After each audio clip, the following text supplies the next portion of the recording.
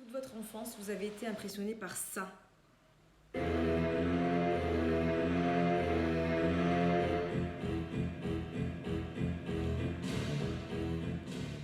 Et que du coup, vous avez une peur viscérale des requins. Vous n'arrivez pas à l'expliquer, mais vous êtes terrorisé. Eh bien, ce matin, vous êtes au bon endroit. Avec la rubrique podcast de Dans nos bulles et interview, ce matin, on accueille Jean-Bernard Galvez. Qui est Jean-Bernard Galvez? Une personnalité, une sommité même du monde des requins. Il a consacré la deuxième partie de sa vie à préserver cette espèce qui est fondamentale pour la sauvegarde de l'écosystème marin. Et ce matin, il nous fait le plaisir de répondre à quelques-unes de nos questions. Alors, bienvenue dans l'interview. Jean-Bernard Galvez, vous êtes donc une référence dans le monde des requins, oui, de la préservation quand même de l'écosystème marin par le biais justement de toute votre action au service des requins. Mais est-ce que vous pouvez d'abord vous présenter, nous faire un petit peu part de votre parcours, alors en tant qu'individu et puis surtout en tant que plongeur et puis en tant que personne engagée en faveur de l'environnement, nous faire un petit résumé de tout ça d'abord et puis après, on reviendra sur vos différentes actions.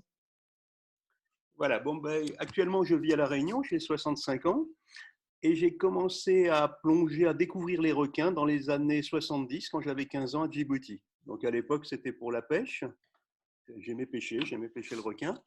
Et puis par la suite, petit à petit, dans la chasse sous-marine, dans la plongée, j'ai de plus en plus côtoyé ces animaux. Et puis voilà, donc j'ai acquis une certaine pratique de ces bestioles il y a déjà pas mal d'années, qui m'a servi par la suite dans des reportages, des missions scientifiques. Et quand il y a eu cette crise requin à La Réunion, il y a des associations qui sont venues me demander d'intervenir pour essayer d'empêcher les stupidités, le massacre qui allait en découler. D'accord. Vous pouvez nous les citer, ces associations? En particulier, ça a été par Sea Shepherd que j'ai été contacté à l'époque. Il y avait l'ASPAS, la Fondation Bardot à l'époque, on l'a un petit peu, elle n'est plus tout à fait là-dedans maintenant. Mhm. Euh, Puis d'autres associations comme Longitude 180 et puis d'autres plus petites locales. Je suis le représentant de ces associations et on a tout fait ce qu'on a pu pour essayer de s'opposer à cette pêche aux requins à La Réunion. D'accord. Alors au départ, vous étiez donc pêcheur, c'est ce que vous nous avez expliqué, mais vous étiez Oui, aussi… quand j'étais jeune, donc ça a été retracé dans un documentaire d'ailleurs, cette carrière. C'est-à-dire que ça m'a permis de découvrir ces animaux et puis petit à petit de prendre conscience avec les années. Vous voyez, le monde a évolué malheureusement pas forcément dans le bon sens, de la fragilité de cet environnement. À l'époque, on pêchait, on trouvait ça normal, on chassait, on allait prélever dans la mer. Et puis avec les années qui sont venues, vous constatez que le monde magnifique que vous avez connu et dans lequel vous avez massacré, on va bien le dire, eh ben, il a beaucoup changé par notre action. Et à un moment, vous vous dites, mais il faut préserver le peu de choses qui restent, quoi. Oui, c'est Donc, certain. de la chasse, ce prélèvement qu'on faisait sur la mer, à un moment, on passe à la conservation, on a envie de conserver pour les générations futures et pour nous-mêmes euh, un milieu tel qu'on a pu le connaître. Alors bon, moi j'ai regardé quelques enregistrements que vous aviez effectivement publiés avant. Il y a eu un déclic dans cette prise de conscience. C'était une rencontre avec un requin-baleine, je crois que j'ai entendu ça, Oui, c'est-à-dire entre que autres. c'était une rencontre qui s'est, enfin, si vous voulez, le déclic, il s'est pas fait en un seul coup, si vous voulez. C'est une évolution progressive, hein. Euh, on part de la pêche et puis petit à petit, on prend conscience de cet impact. Et puis, c'est vrai que ça a été un moment magique, cette rencontre avec un beau requin-baleine, hein, une belle bête.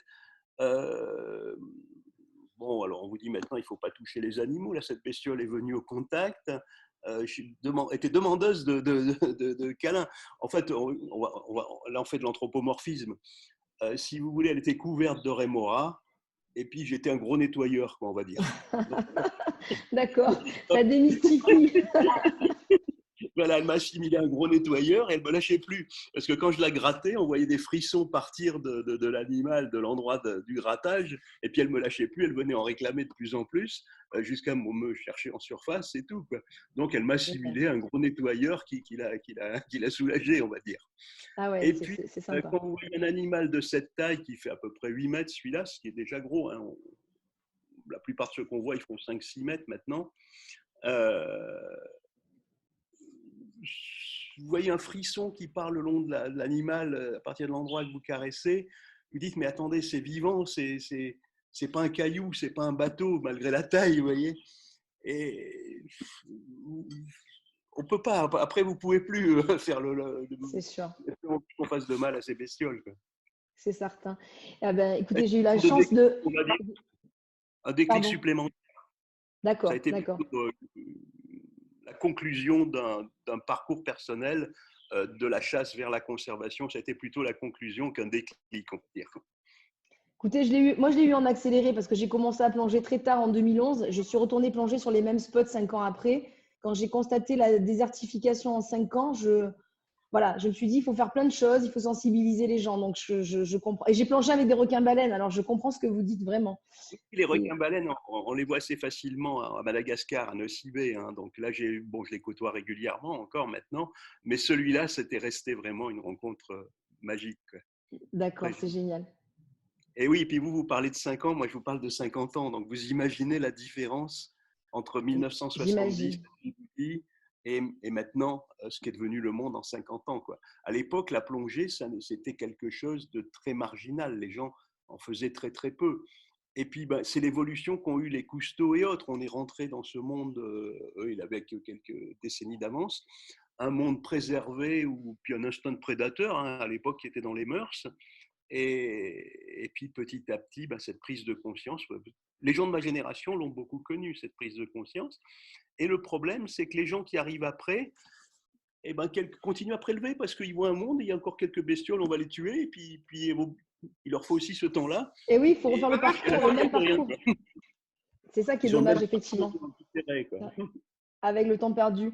Qu'est-ce que je voulais vous dire d'autre? Est-ce que donc vous avez des actions phares que vous faites en ce moment? Est-ce que vous participez à des choses, des conférences, des sensibilisations Actuellement, si vous voulez, les choses à La Réunion ont été mises en place et cette pêche à La Réunion ne repose sur rien. Rien de scientifique là-dedans, rien de valable. On s'est mis à proposer de la pêche en sachant que ça ne fonctionnait pas. On est dans un système de pêche. euh, le problème à La Réunion, c'est quelques requins bulldogs.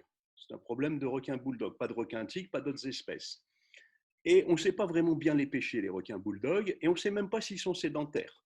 Donc, il n'y a aucun impact. Vous pêchez, mais les bestioles peuvent revenir d'ailleurs et remplacer ceux qui étaient là. Donc, tant qu'ils n'ont pas D'accord, vidé l'océan Indien, ils ne peuvent pas le savoir. Ils n'ont pas d'efficacité. Donc, actuellement, on est chez le requin bulldog. Ils pêchent du requin tigre, dont les dernières études de la génétique ont montré que cette espèce était particulièrement menacée. Et le tigre, c'est un animal qui circule dans tous les océans. Donc, on les attire à La Réunion, on les massacre. Ce n'est pas eux qui sont impliqués dans les accidents. Et c'est un système de pêche qui n'a aucun impact sur la sécurité. Au contraire, on rajoute des appâts à proximité des plages, on attire les requins à proximité des plages, on pêche n'importe quoi, essentiellement des espèces menacées comme le requin marteau. On a pêché beaucoup plus de requins marteau que de requins bulldog ces derniers temps. Et le requin marteau, une fois qu'il a été pêché, il subit un tel stress qu'il ne survit pas. Ça a été d'accord, montré. Il ne survit pas à la capture et au relâchement. Le requin marteau ne survit pas. On a pêché beaucoup de requins nourrices en danger critique d'extinction, des requins guitares, des raies guitares. d'accord. Ils ne pêchent que des choses qui sont menacées et ils font de l'argent sur le tigre qui n'est pas impliqué dans les accidents et qui circule, et ils pêchent très peu de bulldogs qui circulent également. D'accord, Ça totalement sert à rien. inutile et Ça rapporte de inefficace. l'argent. Question pour faire une parenthèse, parce que Oui, ça intéresse les personnes le grand public qui, effectivement, oui, oui, parce que là, ne, oui, on ne, est dans des trucs. ne connaît pas tout ça, mais c'est vrai que, bon, on a tous vécu et subi les dents de la mer avec ce spectre qu'on fait peser sur le vilain requin. Mais est-ce que vous pouvez juste nous dire en quoi c'est tellement important que les requins puissent ne pas disparaître voilà, en tant qu'espèce dominante, on pourrait imaginer que finalement, si le requin disparaît, c'est pas bien grave pour le reste de l'écosystème. Mais voilà, en 2 mots là-dessus. Alors, bon, on vous sort toutes sortes de théories sur l'animal en fin de chaîne alimentaire et tout ça, mais de façon plus générale, je pense que n'importe quel animal, surtout des gros animaux en fin de chaîne et tout, qui disparaît, c'est quand même quelque chose de dramatique. Regardez ce qui se passe en Afrique. Euh, Toute la faune est en train de disparaître. Alors, qu'est-ce qu'on veut comme monde? On veut que tout disparaisse, qu'il n'y ait plus que des humains sur Terre et du béton, c'est ça qu'on veut. Donc, exactement. je pense qu'il faut préserver à peu près cette vie sauvage le plus possible et puis essayer de s'y adapter. Pas se dire ça nous présente une petite gêne, ça représente une gêne minuscule, ça tue rien à côté des voitures, ça tue rien à côté de toutes sortes de choses, mais qui sont intégrées dans les mœurs si on n'y prête pas attention. Et là, un accident avec un requin, ça devient un drame épouvantable. Ça l'est pour les familles, hein, c'est sûr. Mais Bien sûr, si le jeune était mort en mobilette en sortant de chez lui, c'était tout aussi dramatique pour la bien famille. sûr, bien sûr, bien sûr, bien sûr, bien Donc, sûr. une personne qui meurt par an à La Réunion, c'est quoi à côté on en est à 11 ou 12 personnes mortes de la dengue depuis le début de l'année à La Réunion. Combien mortes dans les accidents de voiture? C'est des drames individuels, c'est des drames personnels. Et est-ce que ça justifie d'aller massacrer sans que ça ait un impact sur cette chose-là? On tue des tas de requins, des tas d'autres animaux. J'avais envie, moi, de sensibiliser les plongeurs en premier lieu, mais tous les gens qui lisent aujourd'hui le blog.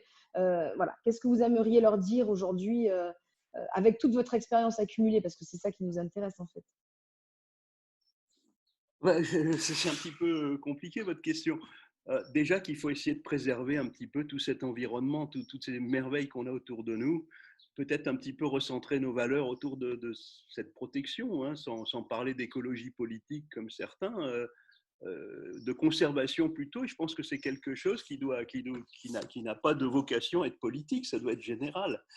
Euh, je vais vers de la conservation, je pense qu'il faut aller vers de la conservation, admirer le monde qu'on a autour de nous, puis essayer de le préserver, ce qu'il en reste. Quoi. Sinon, quel sens ça a, le monde qu'on nous prépare avec du béton et des gens, hein. Il faut, vous voyez, là, j'ai des oiseaux à côté, encore, j'ai un petit quartier dans J'entends, le ville où il reste je quelques les oiseaux, il entends. reste quelques animaux, c'est quand même beau.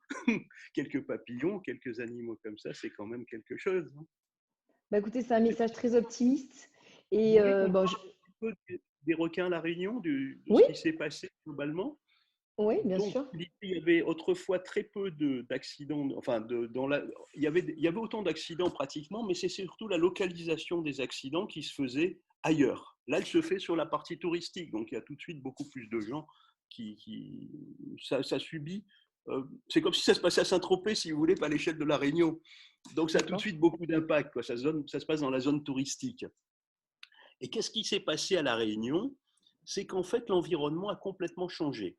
La Réunion, c'est une île où les vents dominants arrivent de l'est, sud-est, sont bloqués par les montagnes. Et on avait donc toutes ces montagnes qui arrêtaient la pluie, avec des records de pluie sur la côte est et pas de pluie du tout, une zone de sécheresse sur la côte ouest.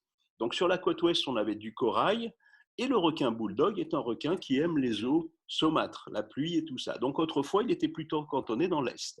D'accord. Et puis, on a eu une urbanisation qui a été considérable, et on a fait aussi ce qu'on a appelé le basculement des eaux d'est en ouest. C'est-à-dire qu'il y a une sorte de rivière souterraine qui a été créée pour irriguer la côte ouest, en D'accord. plus de l'urbanisation qui a créé du ruissellement et tout.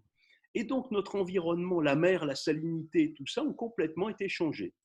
Et donc le bulldog maintenant circule autour de l'île et en particulier donc dans la côte ouest, il y a eu des tonnes de poissons qui ont été jetés à la mer, de déchets de poissons qui ont été jetés à la mer, entre autres par les usines. Et ça continue à être fait par les pêcheurs locaux, malgré D'accord. les Bon, interdictions. vous continuez à plonger ou pas, Jean-Bernard? Oui. Sur La Réunion, je plonge beaucoup moins parce que justement, ça m'a pris énormément de temps. Ces 6 dernières années, pratiquement, je me suis battu à temps plein, nuit et jour, pour la protection des requins. Et donc, j'ai beaucoup moins plongé sur La Réunion. Je plonge encore pas mal enfin pas mal quand j'ai l'occasion, parce qu'avec le Covid, on n'y va plus, sur Madagascar. L'an dernier, j'ai eu la chance de participer à la rotation du Marion Dufresne dans les éparses, en m'occupant de la logistique et de choses comme ça pour des équipes scientifiques. C'est la troisième fois que je fais ce genre de choses. Hein. D'accord. Et de participer aussi, d'être skipper et de faire toute la logistique du très beau film de Rémi Tézier qui est sorti il y a quelques temps. D'accord. Ça s'appelle Quand baleines et tortues nous montrent le chemin. Donc justement, le film de Rémi, c'est de montrer que quand il y a de la protection, ça marche. Et on a vu réapparaître les tortues, on a vu réapparaître les baleines à cause de la protection à plus grande échelle, bien sûr, Bien sûr, bien sûr, bien au sûr. monde des baleines. Pour les tortues, il y a une grosse protection qui a été faite à La Réunion Et on les a vus réapparaître en quelques années. C'est ce qu'a voulu montrer Rémi.